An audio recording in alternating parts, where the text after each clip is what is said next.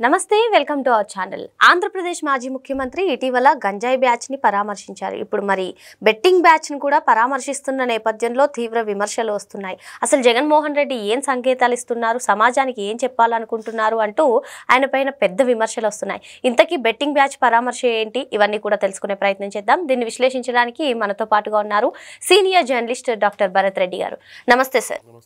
Sir, మొన్న తెనాలిలో గంజాయి పర్యటన, రేపు సత్తెనపల్లిలో బెట్టింగ్ బ్యాచ్ పర్యటన ఏంటి సార్? అసలు జగన్మోహన్ రెడ్డి ఏం చెప్పాలనుకుంటున్నారు? ఈ బెట్టింగ్ బ్యాచ్ కూడా ఎప్పుడో సంవత్సరం క్రితం చనిపోతే ఇప్పుడు పరామర్శకు వెళ్ళడం ఏంటి?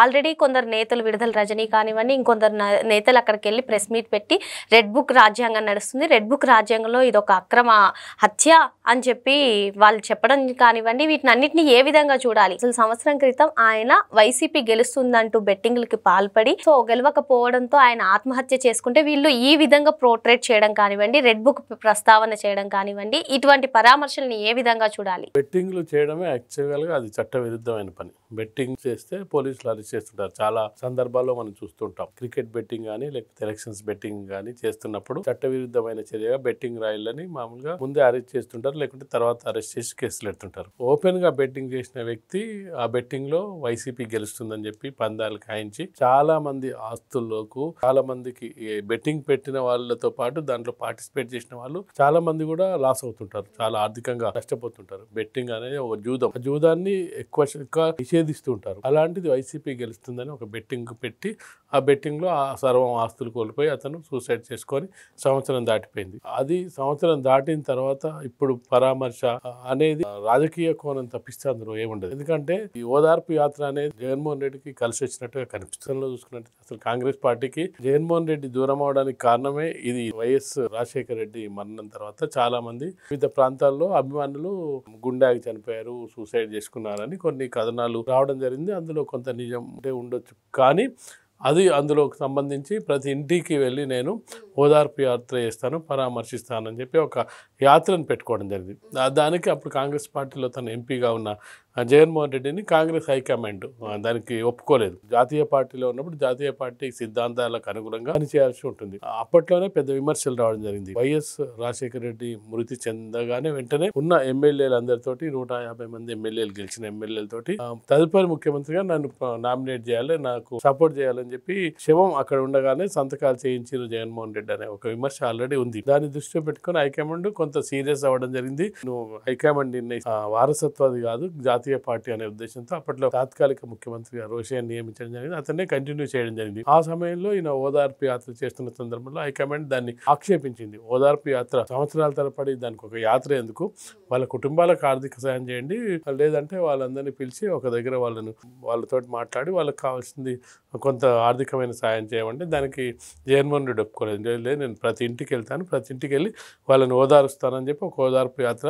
దాన్ని సంవత్సర కాలం కొనసాగించి దీనికి పార్టీ లైన్కు విరుద్ధంగా వెళ్తున్న సందర్భంలో పార్టీ నుంచి దూరం అవడం జరిగింది. పార్టీ కూడా అతన్ని దూరం చేయడం జరిగింది. ఆ ఓదార్పు యాత్ర కలిసి వచ్చిన కారణంగా తర్వాత తన అభిమానులు ఎవరు ఉంటారో వాళ్ళంతా 18 మంది దాదాపు రాజీనామా చేయడం జరిగింది. వాళ్ళందరూ కూడా దాదాపు కొండా సురేఖ లాంటి ఒక ఇద్దరు తప్పిస్తే మిగతా వాళ్ళందరూ కూడా అప్పుడు తెలంగాణ ఉద్యమం పీక్ లా ఉన్న సందర్భంగా కొండా సురేఖ కాకుండా మిగతా తనతో వచ్చిన వాళ్ళందరూ కూడా గెలవడం జరిగింది. కాంగ్రెస్ పార్టీకి రాజీనామా చేసి తనతో నడిచిన వాళ్ళందరూ కూడా గెలవడం జరిగింది. ఇది తోటి తనకు ఓదార్పు యాత్ర కలిసి వచ్చినట్టుగా రాజశేఖర రెడ్డి పేరును వాడుకుంటే తనకు ముఖ్యమంత్రి అవకాశం ఉందని చెప్పి దాని తర్వాత పాదయాత్ర చేయడం ఇవన్నీ చేసుకుంటూ రావడం జరిగింది. ఇక్కడ సమస్య ఏంటంటే ఎప్పుడో ఒక సంవత్సరం క్రితం పరామర్శ ఎప్పుడు ఉంటుంది, ఎవరైనా చనిపోయినప్పుడు మనం ఎప్పుడు వెళ్తాం, ఆ రోజు వీలు కాకపోతే నెక్స్ట్ డేనో లేదంటే 10 రోజుల దినం ఉంటుంది, ఆ 10 రోజులకు వెళ్ళి పరామర్శ వస్తాం.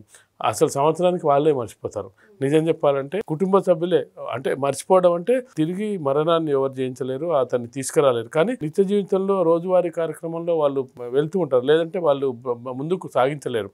అంటే ఒక మనిషి పోయినంత మాత్రాన మనిషితో వెళ్ళలేరు. జ్ఞాపకాలు ఉంటాయి కానీ జీవితం కొనసాగాలి కదా, వాళ్ళు జీవనము అలాగే నెక్స్ట్ వాళ్ళ కార్యక్రమాలన్నీ కొనసాగాలంటే గుండె ధైర్యం చేసుకొని, గుండె నింబరం చేసుకొని పని చేసుకుంటూ ముందుకెళ్ళాలి. ఏ పని చేసే వాళ్ళు ఆ పని చేసుకుంటూ ముందుకెళ్ళాలి. కానీ ఒక మనిషి పోతే మనిషితో వెళ్ళే అవకాశం ఉండదు. జనరల్గా ఒక సామెత ఉంటుంది, చనిపోయిన నాడు ఉండే బాధ దినాలు నాడు ఉండదు, దినం నాడు ఉండే. ఇప్పుడు మీరు సామెత అంటే కూడా గుర్తొచ్చింది సార్, దొంగబడ్డ 6 నెలలకి కుక్క మొరిగింది అన్నట్టుగా సంవత్సరం తర్వాత పరామర్శని ఏ విధంగా చూడాలి అంటూ కొందరు ప్రశ్న. రాజకీయంగా చూడాలి, ఎందుకంటే సంవత్సరం తర్వాత నిజం చెప్పాలంటే వాళ్ళే మర్చిపోతారంటే ఇంట్లో వాళ్ళని ఏం మర్చిపోరు, గుండెల్లో పెట్టుకుంటారు, కానీ ఇంకా వాళ్ళ రొటీన్ జీవితానికి అలవాటు పడతారు. ఎందుకంటే ఒక మనిషి బాగా సంపాదించే వ్యక్తో లేదంటే ఒక తండ్రి చనిపోయింది అనుకో, నెక్స్ట్ వాళ్ళ భార్య పిల్లలు వేరే ఉద్యోగం చేసుకుంటూ వేరే జీవనాన్ని కొత్త జీవితాన్ని ప్రారంభిస్తారు. అతని జ్ఞాపకాలు వాళ్ళతో ఉంటాయి, కానీ అతను పోయినంత మాత్రాన వాళ్ళ జీవితం ఆగిపోదు. అలా అంటే అసలు ప్రపంచం ఎక్కడో ఆగిపోద్ది. ఇదంతా సర్కిల్, వాళ్ళు పుడుతూ ఉంటారు, చనిపోయే వాళ్ళు చనిపోతూ ఉంటారు, ఇదొక సర్కిల్. కానీ ఇది వెంట మరొక వ్యక్తి వెళ్ళారు, అక్కడికి ఆ జీవితం అయిపోతుంది, వాళ్ళ జ్ఞాపకాలు ఉంటాయి, వాళ్ళు చేసిన మంచి పనులు ఉంటాయి, వాళ్ళు చేసింది ముందుకు వెళ్తూ ఉంటుంది. అలాంటిది సంవత్సరం తర్వాత వెళ్ళి పరామర్శించడం అంటే అది ఖచ్చితంగా రాజకీయ కోణం, రాజకీయ దృక్కోణం ఉంటుంది. ఇవన్నీ అంటే చీప్ పాలిటిక్స్గా చూడొచ్చు. నువ్వు జరిగిన వెంటనే, సంఘటన జరిగిన వెంటనే వెళ్ళి వాళ్ళని పరామర్శించి వాళ్ళకి ఏమైనా ఆర్థిక సాయం చేసి, వాళ్ళకి ఎవరికైనా పిల్లలు ఉంటే పిల్లలకు ఉద్యోగం కల్పించాల్సిన అవసరం ఉంటే ఉద్యోగం కల్పించి వాళ్ళని ఆదుకోవాల్సిన అవసరం అప్పుడే ఉంటుంది. ఇప్పుడు ఆల్రెడీ 1 year అంటే వాళ్ళు ఆల్రెడీ సెట్ అయి ఉంటారు, వాళ్ళ జీవితాన్ని వాళ్ళు కొనసాగిస్తుంటారు. ఇక్కడ ఏమీ లేదు. అక్కడ వైసీపీ పార్టీ చాలా బలంగా ఉన్నట్టుగా చెప్తున్న నేపథ్యంలో ఆ బలమైన పునాదుల్ని మరింత బలంగా చేసుకోవాలి. ఎక్కడ టీడీపీ ఆ స్థానాన్ని ఆక్యుపై చేస్తుందో, టీడీపీ స్థానం ఆ గ్రామాన్ని అక్కడిని ఆక్యుపై చేసుకోకుండా ఆ ఓటర్లను కానీ అక్కడ ఉన్న ప్రజలు కానీ తన వైపు తిప్పుకోవడానికి ఇది ఒక రాజకీయ యాత్రగా చూడవచ్చు. మనం దీన్ని పరామర్శగా కాకుండా ఒక రాజకీయ యాత్రగా చూస్తున్నప్పుడు అది ధైర్యంగా చెప్పొచ్చు, పార్టీ అక్కడ బలంగా ఉంది. నేను అక్కడ చాలామంది రాజకీయ నాయకులు ఏంటంటే ఒక పర్యటనకు వెళ్తే గతంలో ఎప్పుడో చనిపోయినా ఒకసారి అక్కడికి వెళ్ళి వాళ్ళ ఇంటికి వెళ్ళి కలిసి వస్తారు, స్పెషల్గా వెళ్ళారు. ఆ సందర్భంగా అటు వెళ్తున్న సందర్భంగా ఆ గ్రామానికి ఆ మండలానికి వెళ్ళినప్పుడు అరే మా కార్యకర్త ఉండే చనిపోయిండు, సంవత్సరం వాళ్ళ కుటుంబం ఎట్లుంది ఒకసారి చూసొద్దాం అనే ఉద్దేశంతో వెళ్తుంటారు. కానీ ప్రత్యేకంగా దానికోసం వెళ్ళే సందర్భాలు ఎప్పుడు ఉంటాయి? చనిపోయిన వారం 10 రోజులు 15 రోజులు పోనీ ఈ నెలలోపు వెళ్ళి కలిసి వాళ్ళు కష్టాల్లో ఉన్నారా, ఆర్థికంగా ఏమైనా అవసరం ఉందా, వాళ్ళకి ఎలాంటి సాయం చేయాలి, సాయం చేస్తే 6 నెలల లోపు కూడా కాదు, నెలలోపే ఒకవేళ చాలా ఇబ్బందులు ఉండి చాలా బీద పరిస్థితులు వాళ్ళకు ఎలాంటి ఉపాధి అవకాశాలు లేనప్పుడు 15 రోజులలోపు నెల రోజులు పోయినట్టయితే వాళ్ళకి ఏదైనా ఉపాధో లేకపోతే ఉద్యోగమో ఏదో చూపించే అవకాశం ఉంటుంది.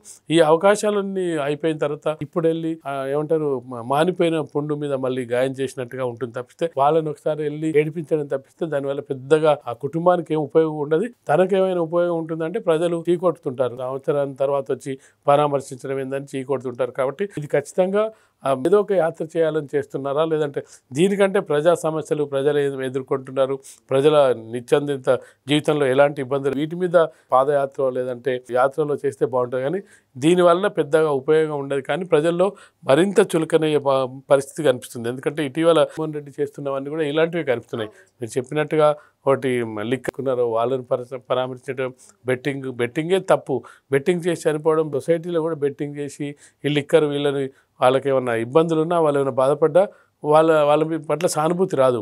లిక్కర్ కేసులో కొన్ని చనిపోయిందా అంటే అది ఎందుకు ఇరుక్కున్నాడని అంటే తప్పిస్తే సానుభూతి ఉండదు.